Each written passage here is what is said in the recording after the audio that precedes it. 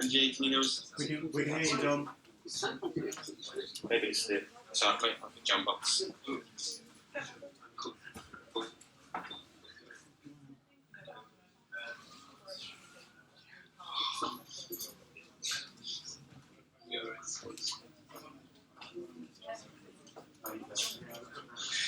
That's a good time. That's time out. Lighting and showing off the white house doesn't make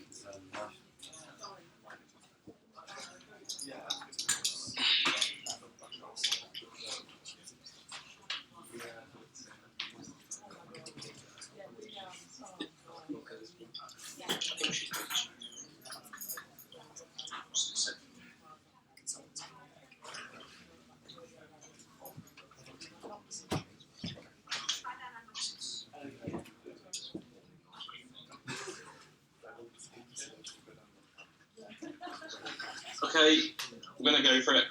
Hopefully London can hear us. We can. Thumbs up. Maybe not. So apologies everyone, this is a bit of a difficult setup this morning. Yeah, this is we've got comms with London, and we've got a team here in Leeds as well.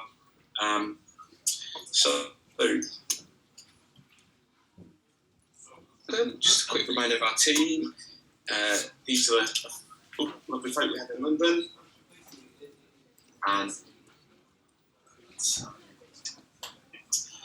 so our sprint goals this week, the last 2 weeks, was to create a prototype around, which we're going to do a presentation on later, so we'll do too much about that. And we're also going to update the roadmap, which we'll work on with that. I'll just stop. The plan and how people behave when they're registered at multiple practices. We didn't get onto that this sprint, and that's going to. So I'm going to pass over to Steve, who's going to talk about links to the GP booking system. I'm guessing forward as well. Okay. And which video are we on this one? Yeah. Okay, so I can hear myself as well.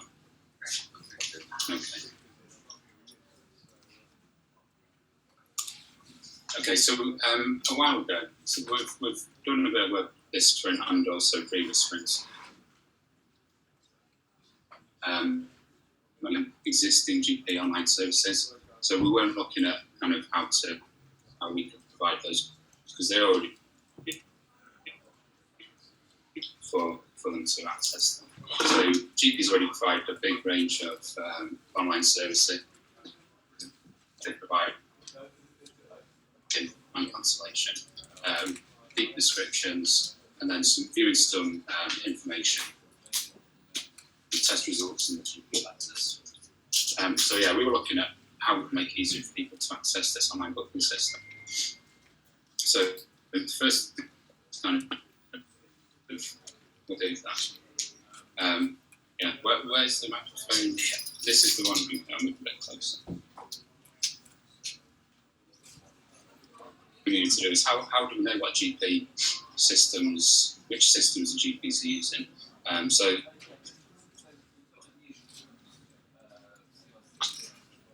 loads and loads of data. I mean, people probably know this already, but HSC produces a lot of data. Sets of indicators that they produce is called this POMI data, which is patient online management. They have had kind of the uptake of the GPs have got their patients using the online service.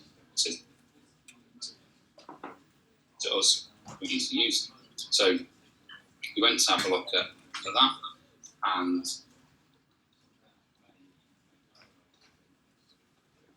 there you go. That was the question we're trying to answer.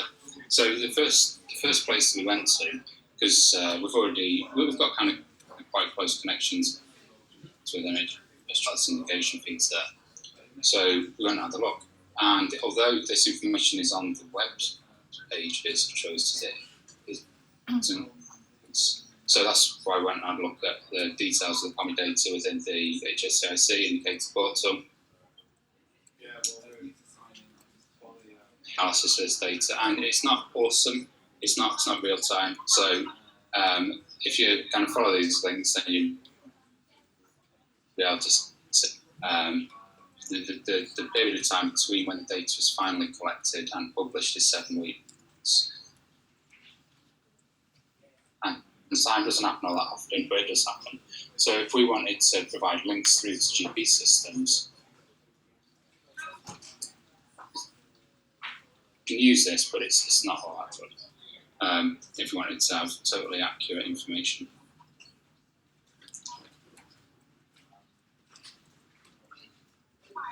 Research. Kind of, so some of the problems that I found, and so I was having a look at some GP sites, and I don't know, probably went to maybe 100, 150 GP sites. So there's quite a few interesting things that came out of looking at these sites. So yeah, they vary dramatically in quality. Pieces of not quite so good. So I've just put a few examples in here. So these are kind of examples that you took the top left. This is a GP telling people when they shouldn't use the online booking system, which actually differs to what you need to use their online booking system. On the right-hand side, that's a page of information around online appointments. And we look stuff for granted, but there's lots of underlying links, which really are not. They're underlying seems important. The actual thing that we want to be a link, this isn't. So I guess we can really help patients and provide additionally. Last one was, so this is a capture, and I guess in terms of accessibility, this is really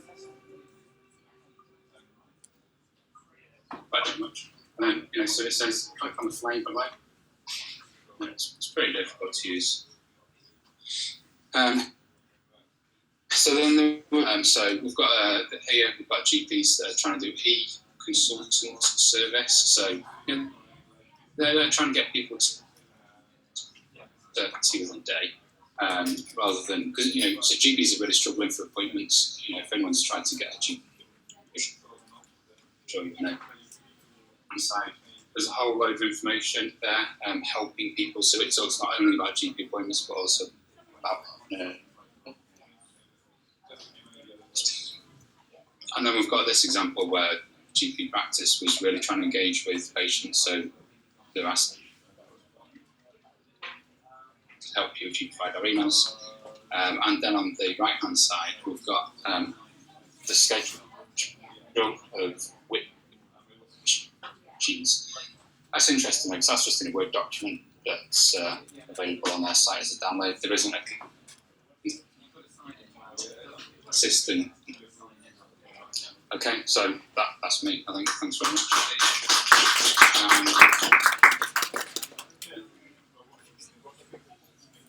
So first off, it's tag team. It's like WWE. This. Hello. I assume the position was. Hello, London. Come on, London. Oh, one mic. Last week, all this stuff around you, there's an action shot of Joe analysing the research that we've done in the sprint before that. I'll just show you this bit there. That's the fastest team's ever moved. We decided what we're going to do coming into last week was look at some sort of design day. Coming to Monday, really hit it hard. It's really easy to just come and procrastinate, think, we've got a sprint to do stuff. We said, what can we do if we come into the day and actively And so we stripped this room down, and all this stuff appeared in the space of a day. Okay, not to push, check. We want to get something up there, get something out there. So we did the design workshop. These are the things that we did. Journey stuff, crazy eights, 3 post-it sketches, heat mapping, speed critique of this work. All about that, give us a shout afterwards, and we'll go through all the stuff that we went through, because it was a pretty intense day. Usually people spend 2 or 3 succinct and get the team working together, which isn't something we've really done collectively. People tend to do their dev work, people tend to do research work. So we thought we'd bring everything together, get everyone focused on the product and the service. And here we are. I'm not in it. Something. This stuff here, this is what the guys all put in, and everyone put their thoughts into it. It's about everyone collectively using their experiences. As you can see, lots of dots up there. We did a lot of voting, we did a lot of time boxing as well. Keep the pressure on, but also make sure that people felt like they had a lesson being like the sort of usurper, dictator. As we're going through it, we found some bits that really got.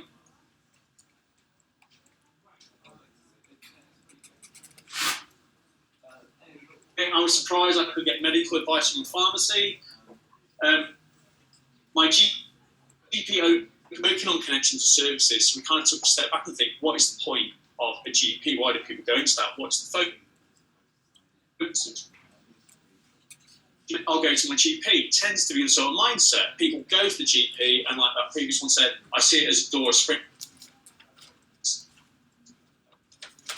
Like, hang on, are we sort of missing something out here? Do people, automatically go to a GP because they think that's the only way in? We have so many.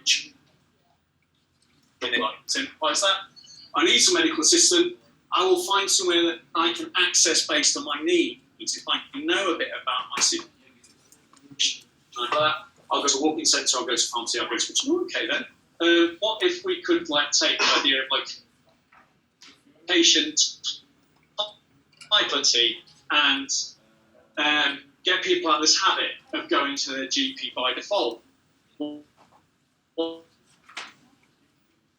So how do we do this? How do we get the pilot sort of step we're trying to put in here, the bypass? We make it that it's not about choices.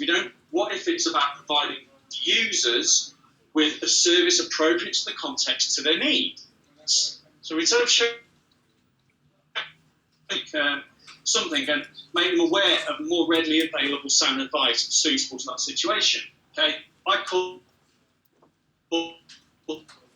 friction, where someone gives us some information and then we present them back with things that approach the needs. And on Wednesday, we decided I thought, and we borrowed some space at ODI in Leeds, get out of this place, somewhere where we're only focused on doing the work. No taps on the shoulders, no going off to meetings, that was it. Just focus on doing this stuff.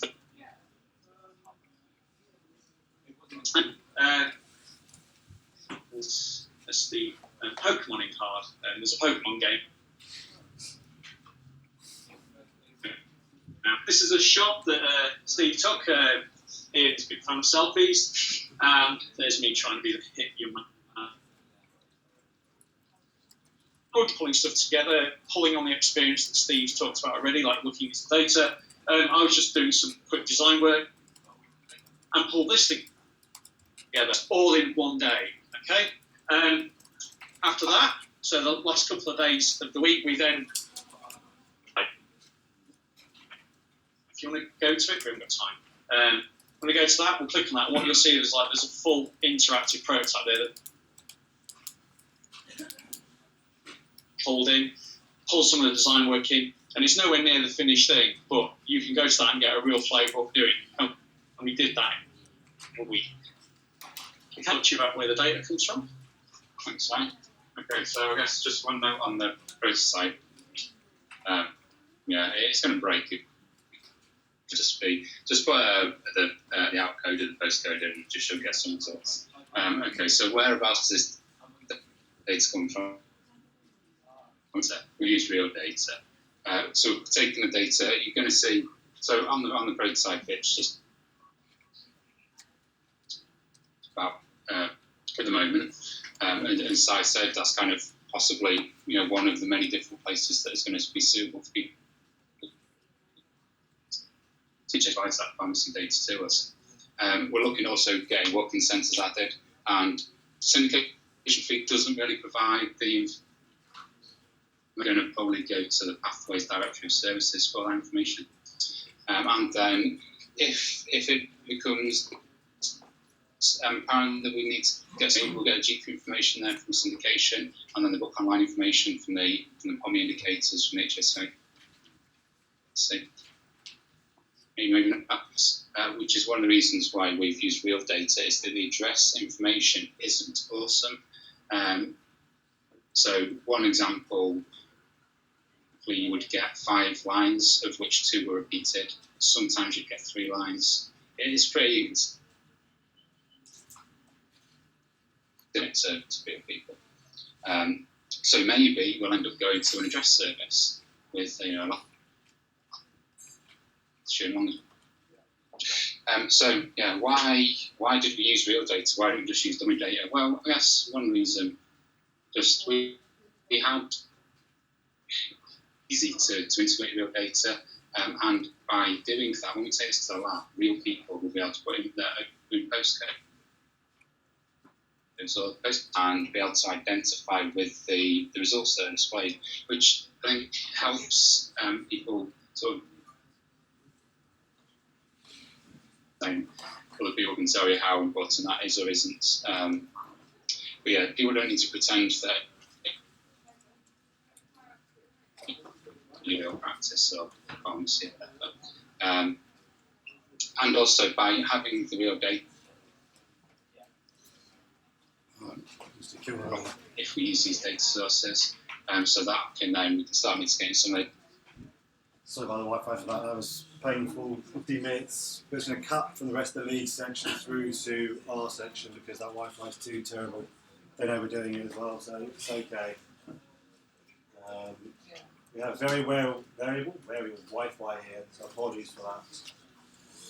I'm going to skip through on here. So for those of you who just listened to some of that and heard bits of it, all the slides will be available afterwards. So if you do want to go back and have a look at things, then it shouldn't be too hard.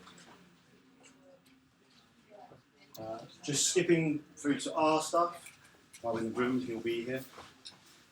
We had a few different goals this sprint. We had some write some user stories from the lab and some criteria. So those are on this board behind you here. You can see those being written. So those are nearly done. Publishing a 1-page about who we are, what we do, not quite yet. Rash's page to public beta, that is live. It's not yet linked from Choices, but it is up there on the internet. Creating verbal proof of concept, we'll explain what that means later. And conduct some home interviews, those have been pushed back a little bit. So a comms update quickly from Ed.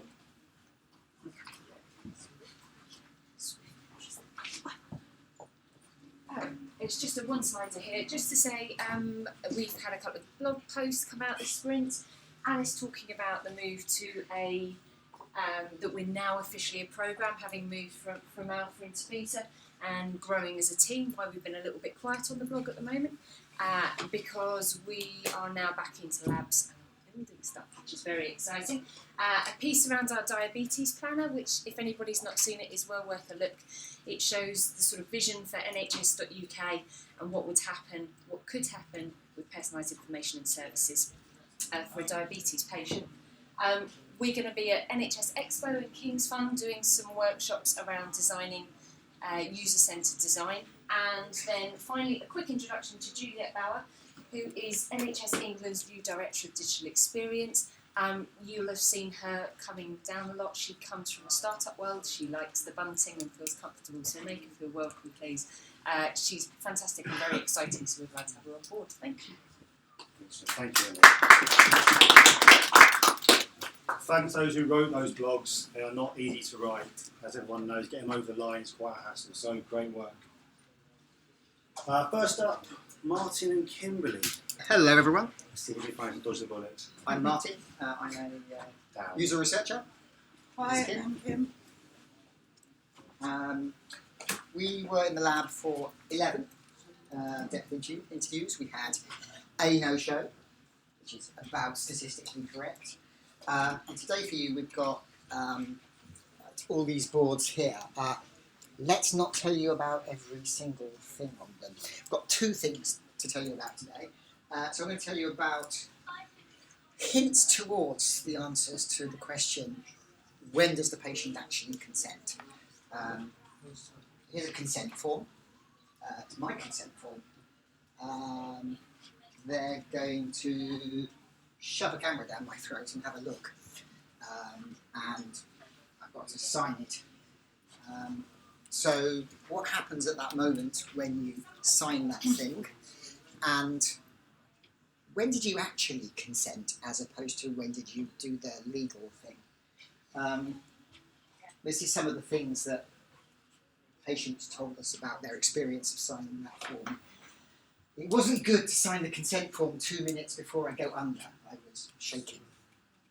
110. 5 minutes before the op. I just looked at it, I didn't even read it. And 107, slightly different perspective. Okay, slightly different perspective.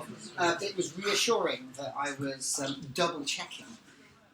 They were double checking that they were doing it right. So the consent was part of also the moment where with the felt tip pen they say it's this knee that we're going to do, and making that mark. And this is at the moment that the surgeons are effectively doing what the pilots would call a flight check. That there's a checklist of all the things that were going to happen. So this patient saw the form just as one other part of that checklist. But they're going to go through with it. People aren't at the point of thinking, I can back out really if I don't sign it. And they're not doing the balancing of should I or shouldn't I do this at this moment. This is the document that encapsulates that decision with a signature, but actually this idea of consent goes way back to your conversations with the GP. Do I really need this op, or is there another way?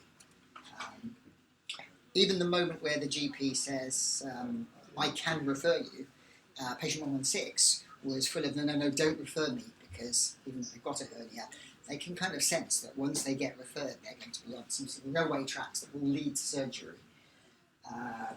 Will it get worse? If it gets worse, will I see a specialist? So patients are really tiptoeing into the idea of making that decision of consenting to surgery way earlier. It's a long sliding slope rather than probably a fixed moment in time. And patients told us about the fact that they really deliberated, should I do this? So early on, we think there's a user need right at the beginning, which is, do I have to have this thing, or are there other options? Exploring ways in which they could have other options. But later on, there's a whole set of needs that are really about the balance of the benefits and the risks. It might be something like this. I need to know the risks, chances of things going wrong, so what could go wrong and how likely is it to go wrong in my operation, and to balance that against what's the range of benefits I could get from having this procedure, and what are the chances of those benefits. So what's the possible outcomes and how likely are they? So a 2% risk of this camera in my throat leads to bleeding that requires an operation to fix it, versus for one of our knee patients, I expect to get this range, number of degrees of movement, and that there's a 60% chance of achieving that outcome.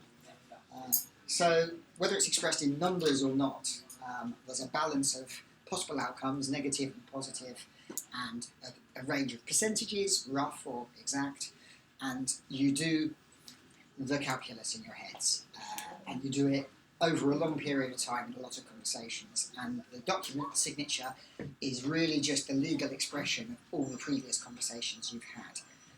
But nevertheless, it's still quite a tough moment because it is, to use the aviation metaphor again, the point of no return. Kim?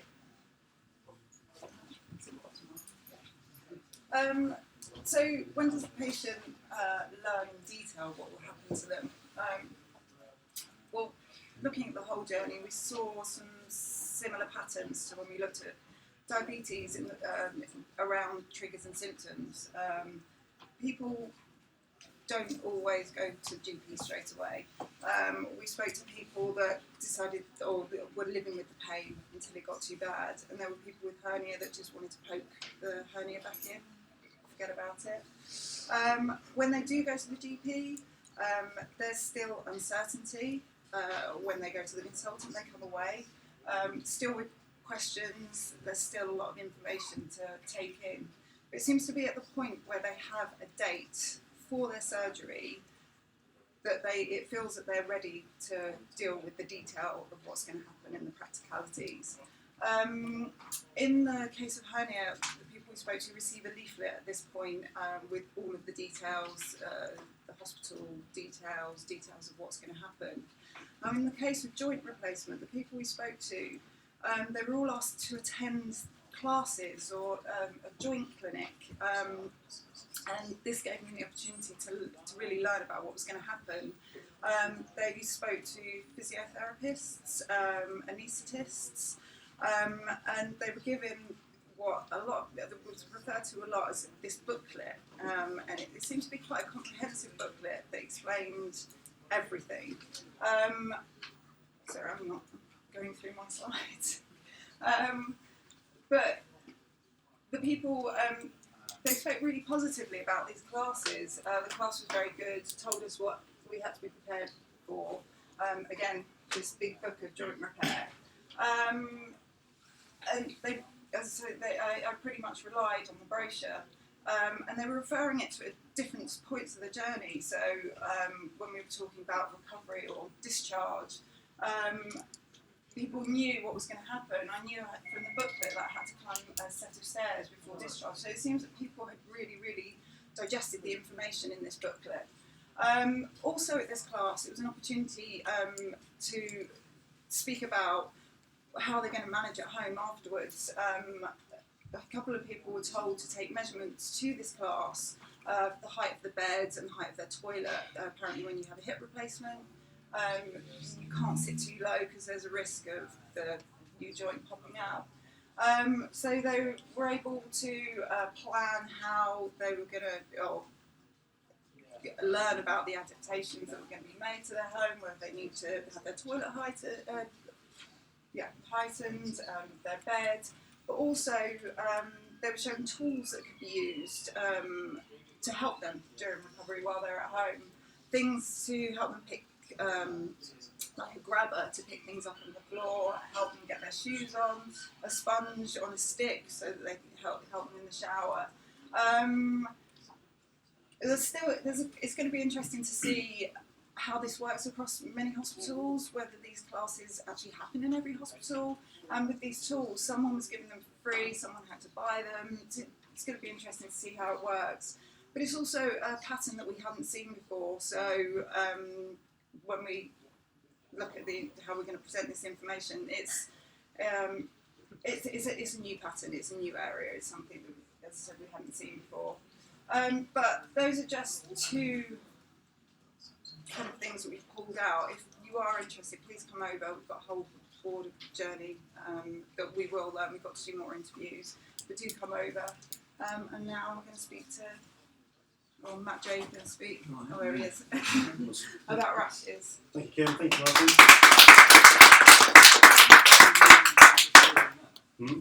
Just mirroring that. Yeah. Got notes. No, just. So this is Matt. He's one of our designers on our team. Hi. He'll speak for responsive issues and our rashes page. Yep. So this is the boring bit. So yeah, one of our sprint goals was get another page into beta.nhs.uk. the moment we have stomachache, and we thought the next good one to do would be rashes. So this is stomachache, and this is all the rashes page. So there's one obvious difference between this one and this one, and it's images. Now, images present us with kind of a fun problem at the moment. So, traditionally we used to present images on web pages in like, someone's got a laptop, someone's got a desktop. But as time goes forward, like new tech starts to appear, and what we see is like a range of different screen sizes, a range of different kind of bandwidths available to you at any given time, a range of different screen densities, which is another fun thing. So what we bang on a lot about is the idea of context. So in terms of patient context, in terms of like need context, things like that. So this one's a bit about like something slightly more boring, but it's like technical context a little bit. So here's some fun.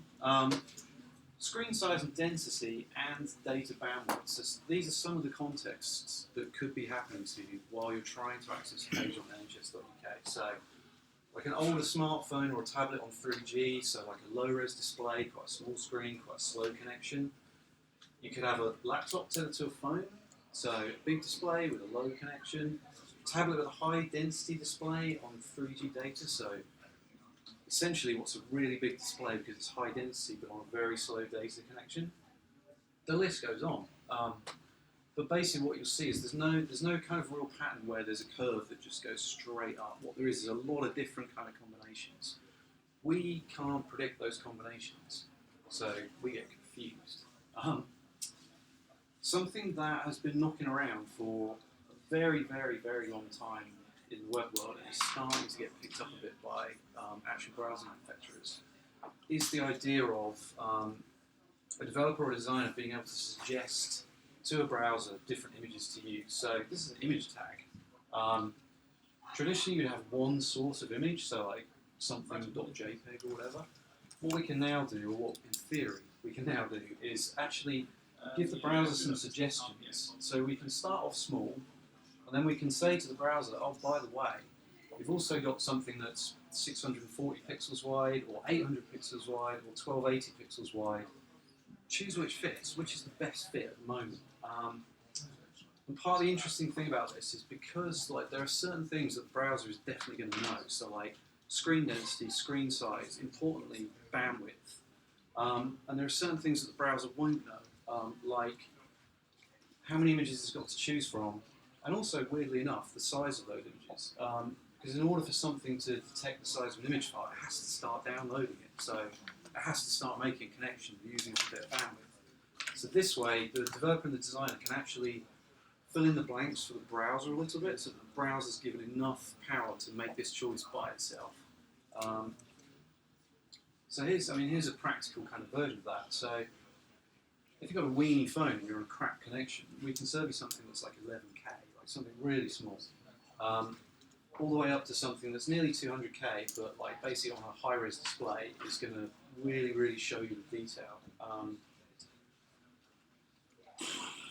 And browser compatibility, always fun. So, as always, this source set attribute, this idea of supplying things to the browser, is kind of pretty surprisingly well supported since last time I took a look at this stuff, but there's always the kind of happy Microsoft land over here, which is Internet Explorer sort of 8 through 11 still doesn't support it. Edge, which is kind of the new fancy Internet Explorer, does support it out of the box. And again, this is kind of like almost the balance of what's supported and when. So you see that in the UK, generally, IE is still a pretty big chunk. Our own browser stats at the moment for beta are pretty mobile heavy. I think it's relatively safe to say that Choice is actually surprisingly mobile heavy in terms of traffic. So we're in a good spot, but obviously what we can't do is just not serve images to people who can't support it. That would be a bit of a fail in terms of user needs. So we use a thing called a polyfiller. Polyfiller is basically like a piece of script that will test if a browser can support something. So in this case, the idea of multiple source images. And if it doesn't support it, basically kind of do some old-fashioned scripting over here to actually help make those decisions. So we call it polyfill because basically it's literally filling in the cracks of the browser's abilities. So this is what a kind of polyfilled source set looks like. So it doesn't look that much different, but what's happened here is the original image, which has a source, is put in a no script tag. So that's for a browser that doesn't understand JavaScript or has JavaScript turned off. That will basically just download the backup images, which we're basically saying is the smallest one for the least bandwidth. The source is no longer in the image tag because what will actually happen with a non-supporting browser is our script, or like the browser will start to download this small JPEG by default, and then our script will come along and start polyfilling it in, but the download would have already started. So the script will essentially then double up downloads. So that might sound a bit weird, but essentially what we're really trying to avoid with this kind of stuff is extra HTTP connections and extra files being downloaded when they don't need to. So it's basically a bit of shifting about, really. And then obviously you have to test the hell out of it. So again, some of this is browser stack, some of this is physical testing, making sure that A, the original markup kind of does what you expect, and then B, making sure that the polyfill does what you kind of expect, which is always fun. It's basically the great bit about front-end development, is just trudging through this crap forever. Fascinating demo. Okay, this is going to be really dull, I warn you now, but right. I'll probably make a mess of it. So, right, this is the new rashes page on the beta site. Who's that? Was that you? And if I can just get the really interesting tools open. Right, so what we're looking at is images. We'll disable the cache. And first up, so what we've got here is basically, what is it? I don't know, some kind of PowerBook with a high-res display on, in theory, a good connection. So when I refresh the page, and I'm using Chrome, so this is pretty much supporting that markup by default. So we're not using the polyfill in this instance. But what you'll see, if this all goes to plan, there's some images being downloaded, so like a load of JPEGs, a couple of logos, you know. But the important bit to look at is this. So what we're doing here is we're actually loading in a very high-res image. So they're pretty crispy, and certainly on a retina display, like the fact that they're really big and shrunk down means they kind of, Apple say it better, but they kind of got a bit of pop, you know, whatever. So what I'm going to do next, oh yeah, and the other important bit to look at is this little number down here. So just down here, you can see 2.3 megabytes out of 2.5 megabytes transferred. So 2.3 megabytes of this page's images. So that's pretty big. So we want to make sure you're on a good connection for that to happen. So the next thing I'm going to try and do is, let's use an iPhone 5. Device pixel ratio. Right, so this is an iPhone 5. Doesn't look like one, but it is. iPhone 5 has a device pixel ratio of 2. So what that means really is it tells you it's 320 odd pixels wide when actually it's 640 odd pixels wide, which sounds mad, but it's about display density. So it's what lets things like type look really, really crisp on like an iPhone as opposed to all pixely and weird. So what we're going to do here, so remember the 2.5 meg, oh, okay, there we go. If you remember the 2.3 out of everything was images last time around, so disable cache. I should probably make this instead. So this should be doing, so what you'll see is actually we're loading 640s. So the images in this, on this phone are going to be roughly sort of, I don't know, roughly 300 pixels wide. But the phone presents itself and says, I'm actually high res, so I've got double density screen. So instead of, and obviously we're on Wi-Fi at the moment because I'm using this thing. So, but what it's doing is it's basically saying, well, I know the picture's roughly 300 wide, or however wide it is on that display. And I know I'm a double density display, and I know I'm on a Wi-Fi connection. So I'm going to load the most appropriate image, which here is, we've got one that's 640 pixels wide. So if you look at the number down here, we've gone from 2.3 meg of images to 728k of images. So the bandwidth we're using is gradually going down and down and down and down. So the last one, you'll be glad to hear, I'm going to try and make an older iPhone, which isn't actually a preset. I'm trying to do it anyway. So an older iPhone will present roughly like that. So it says, I'm 320 pixels wide, but I have a DPR, whatever the hell that means, device pixel ratio of 1. I'm not high density display. So, let's do refresh. So again, let's refresh that. So this is a 2009? This is an old iPhone, yeah, like one of the really old ones, like iPhone 3S or whatever it's called. And what you'll see, I don't know what that is, but essentially what you'll start to see here is we're now loading in an even smaller one. So we've got a small version of roughly 400. So that gives us kind of this idea of a range of phones that go from like 320 an iPhone up to sort of just under 400 for some of the Android type things. Again, we're loading in the appropriate image. Like even though we're on Wi-Fi, this phone doesn't need more than this. So we're down to 125k of images. So I think that kind of got a bit boring for a while, obviously, but I guess the sort of important takeaway from that is, as well as kind of having a context for the user, I mean, it all kind of ties in, because essentially, thanks.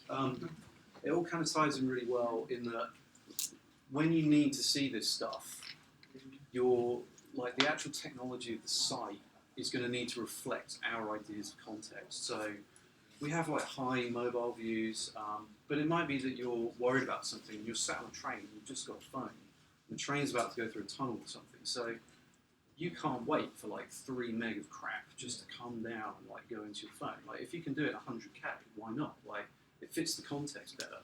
If you're sat at home looking at something, like looking at your child who's got some kind of rash, you want the best possible images that you can get in order to prepare them nicely. So what we're trying to do is, part of it's just good web building. Another part of it is the context that these things occur in is really important for people. The technology always has to kind of reflect that, and that's probably the biggest takeaway. So that's what we kind of strive to do, is make this thing as efficient in context as it possibly can be. And I should probably stop talking. Now, big props to Matt there doing a live demo on my computer as well, which he's never used for his entire life. Just scary for me and for him. So I'm not Marco. I'm Benji, but I'm doing this on behalf of Marco. So Marco joined the team 3 or 4 weeks ago now, and it's basically 3 or 4 weeks. Sometimes the problem we have at the moment, which is we don't necessarily want to buy a big CMS for the thing we're doing. We want to build publishing tools, small publishing tools. Marco, in this time, which is not very long at all, has built a prototype of what we were talking about. So I'm going to try my best, talking of live demos, to show you this. Let's see how we get on with our very good Wi-Fi, as you've seen earlier. Right. So it's a way for our content editors to, without having to write any code, edit our pages. And this is only a prototype, it's very, very early stages, but it's sort of a proof of concept.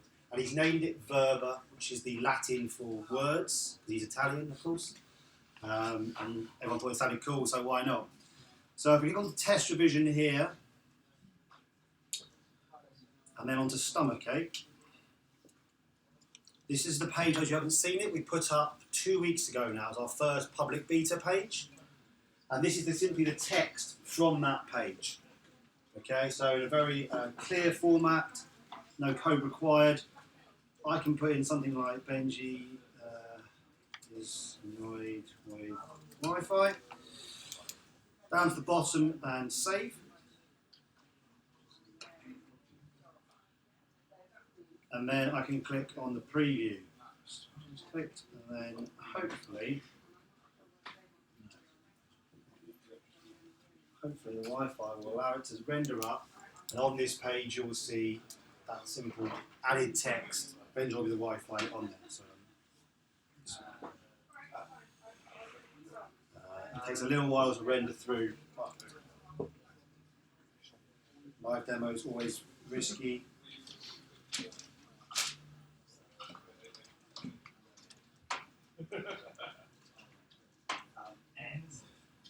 So you might have to trust me.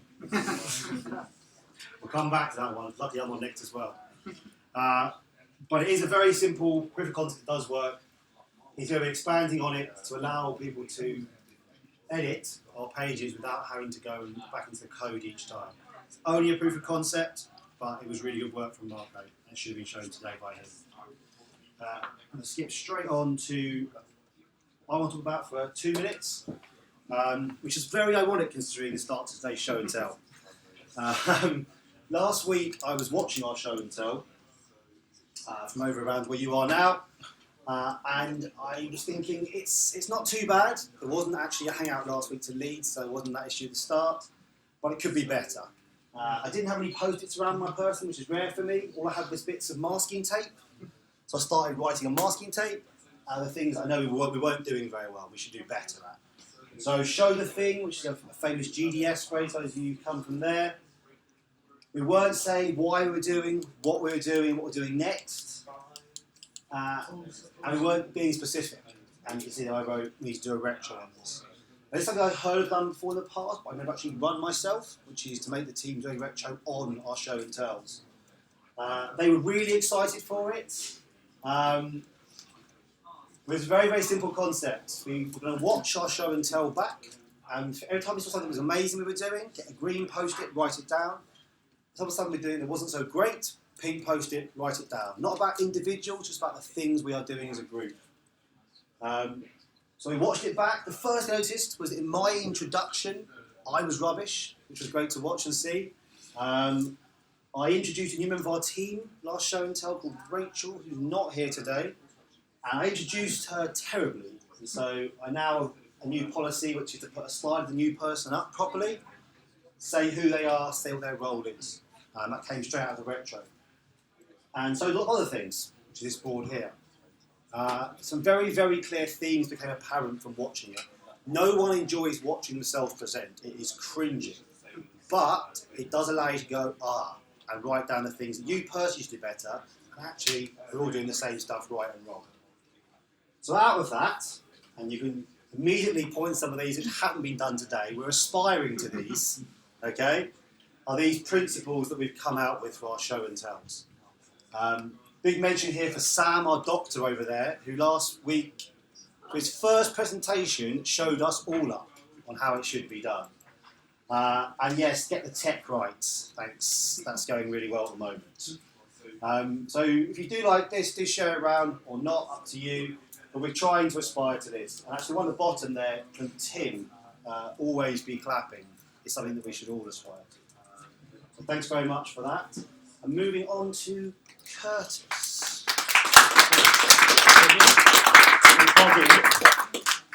Your first challenge. Yeah, let's plug you in. HDMI cable? Yeah, just about stretch to that, I think. Awesome. So Curtis is here from Leicestershire County Council with some of his team. They wrote us an incredibly kind email saying that they thought what we were doing was good, get it out.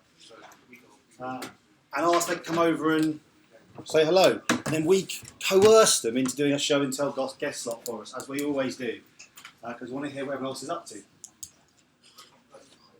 And then hopefully this will work. No pressure.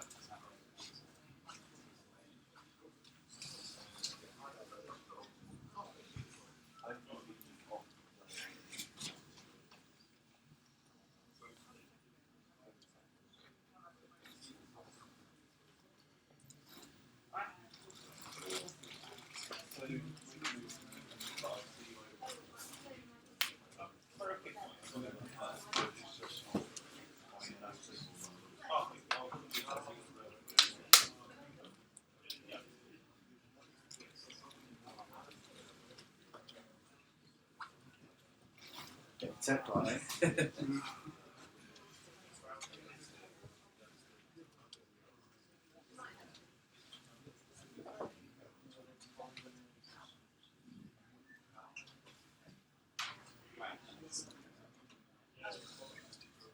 enjoy.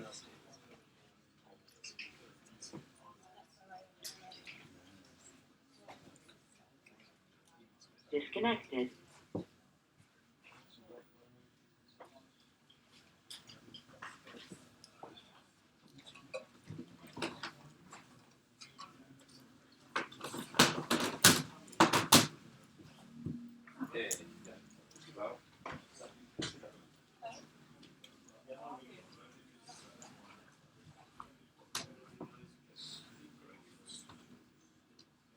Is that Leicestershire? I wish.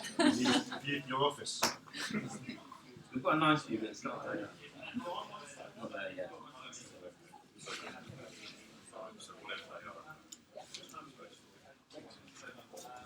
Good stuff. Okay, I'm Curtis, someone from Leicestershire County Council, part of the digital services team. So thanks, firstly, for Benji for letting us gate crash and seeing what you guys are up to.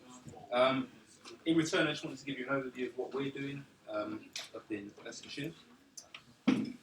So I'll touch on our journey so far as a team, what the current state of things is, where we are, and then where we hope to be in the future. So kind of what we're aspiring to do. Been on a bit of a journey. As a group, the digital services team in its current kind of iteration, it's a fairly new setup within the authority, and it's bounced around a few bits, so the team are, I think, happy to be settled now for the time being. For a bit of context, we previously operated with a number of separate web teams, if you like, within each service department.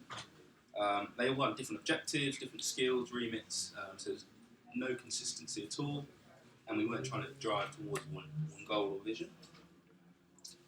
I think the team have got nightmares about this.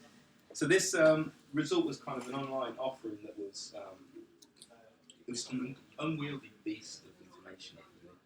So if you think about all the council services and departments, literally anything that you did or you think about or wanted to say or boast about would be on your area of the site, which was interesting. So it's on mobile, degrading gracefully there. So for us, it wasn't really a concept mobile first, and this was way back in 2015, so you have to forgive us for that. So what followed was a bit of a gift and a curse. So for some time in the background with local government, there was some forces at play, and it would ultimately work in our favour, which is brilliant. So the first thing, as you probably know, times got tough, diminishing budgets, and they're getting even more so for local government. So what happened was a massive phase of restructuring within the authority.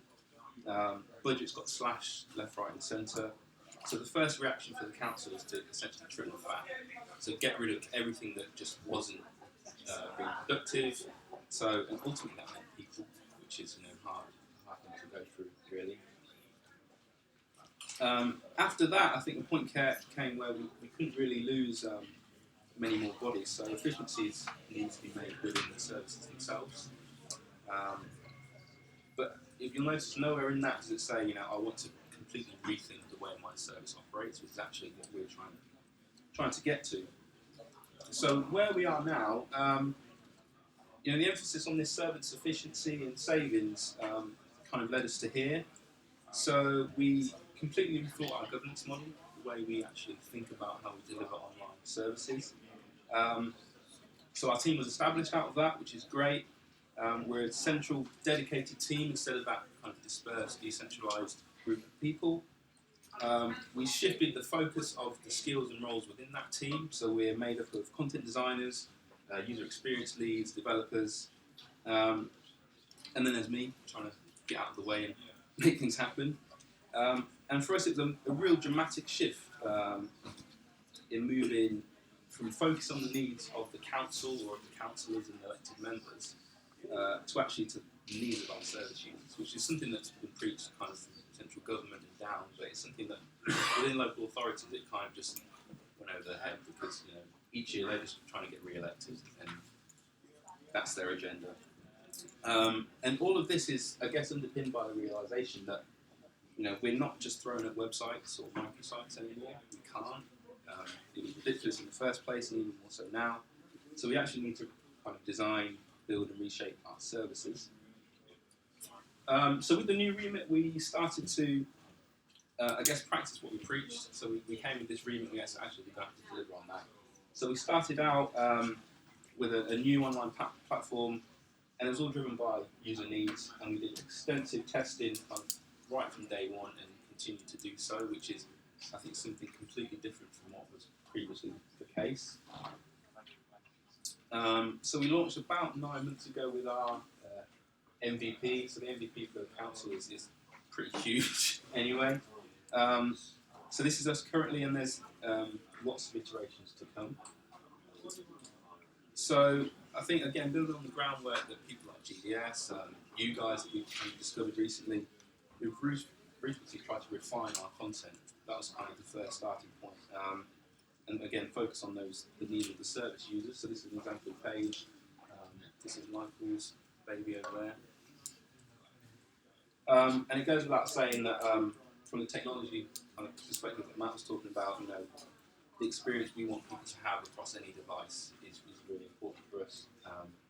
So hopefully we're in a lot better place than we were. I think I see us as mediators, really. So we're constantly trying to ease that tension between what the council thinks is important and actually what the users need. And in local government, that's extremely difficult. Bureaucracy, hierarchies, you name it, we're trying to deal with. And what we're trying to preach is that, you know, when it comes to content, it's not an all-you-can-eat buffet. You don't need everything, every scrap of information that your service puts out on the site. So quickly, what's next? We're really proud of the progress we've made. We've come a long way. We've still got a lot to do. I think we can be a bit more deliberate and considered, I guess, in the approach we take, and that's why we're trying to reach out to things like this. Our bread and butter, kind of from the get-go, has always been designing how the provision of information is provided online, which is a massive thing for the council because a lot of the services essentially the content is the service, I'm afraid, that I've stolen from somewhere. And that's fine, because a lot of the value we deliver is in those information services. But it also means that at the minute, some of our core competencies over an authority have been overlooked, so the real transaction and high volume stuff. So things like applying for a parking blue badge. So I'll give you an example. So going back to Michael, and thank you for doing this, but we ruthlessly refine this content, but you know, the end-to-end journey, you end up in some sort of dodgy Oracle back-end system. I think the phrase is putting lipstick on legacy pigs, that kind of stuff. So we really need to get better at that. And the core of it means, you know, we need to get our authority as a whole, from the top right down to people on the ground, to buy into the idea that kind of digitising a service just isn't going to cut it anymore. And also, buying off-the-shelf portals and products isn't going to save the world easier, and that's a battle that we can face daily. Each service wants to go off and buy their own thing. So yeah, thanks. Check us out. NHS.UK. Always welcome to feedback.